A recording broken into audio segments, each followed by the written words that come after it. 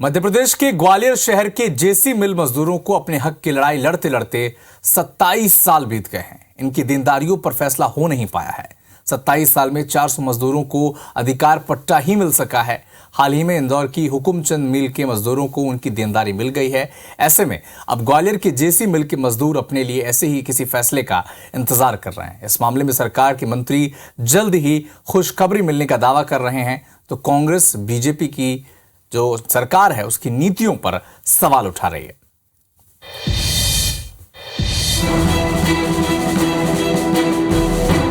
ग्वालियर की जेसी मिल के मजदूर 27 सालों से अपने हक की लड़ाई लड़ रहे हैं। साल 1992 में मिल बंद हुई। 1997 में मिल में शटडाउन घोषित किया गया। 8037 मजदूरों की 160 करोड़ रुपए की देनदारी मिल प्रबंधन के ऊपर बकाया थी।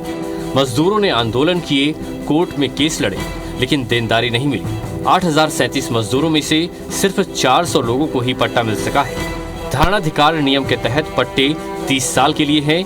पट्टे की जगह को न बेच सकते हैं, न ही गिरवी रख सकते हैं। दरअसल जेसी मिल के पास दो तरह की जमीन थी, एक मिल प्रबंधन की खुद की जमीन और दूसरा शासन से लीज पर मिली जमीन। शासन से जो लीज पर जमीन मिली थी उसका केस हाई कोर्ट में शासन जीत चुका है, लेकिन शासन अभी तक ये तय नहीं कर सका है कि प्रबंधन की जमीन कितनी है और सरकारी जमीन कितनी।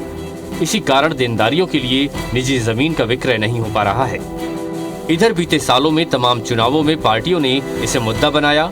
मिल के मजदूरों की देनदारी और पट्टा दिलाना पहली प्राथमिकता में रखा, लेकिन आज तक मजदूरों के हाथ में बकाया नहीं आ सका। जबकि जेसी मिल के साथ जो मिल बंद हुई थी उनके मजदूरों की देनदारी मिल चुकी है। हाल ही में इंदौर की हुकुमचंद मिल के मजदूरों को 228 करोड़ की पहली किस्त मिल चुकी है।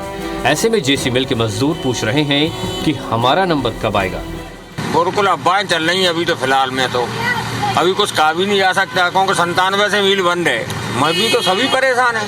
जैसे 8,500 मजदूर था जब ये बंद हुआ। हम तो सन 1967 से लगे हुए थे। आर्थिक स्थिति ये है कि परेशानी है, पैसा मिल नहीं रहा हमको। उसके बाद हमारी स्थिति ज़्यादा खराब हो गई। अभी तक कोई पैसा नहीं मिला, आज तक कुछ भी नहीं हुआ। सारी बातें चलती रहती हैं, लेकिन अभी तक कुछ पैसा नहीं मिला।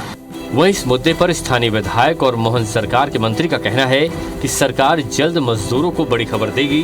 तो कांग्रेस कह रही है कि 18 साल तक सरकार ने जेसी मिल के मजदूरों के लिए कुछ नहीं किया, तो अब क्या करेगी। जेसी मिल के श्रमिकों का जो देनदारी है उनका भुगतान करने का कार्य योजना बनाई है। ग्वालियर में शुरुआत हो गई है।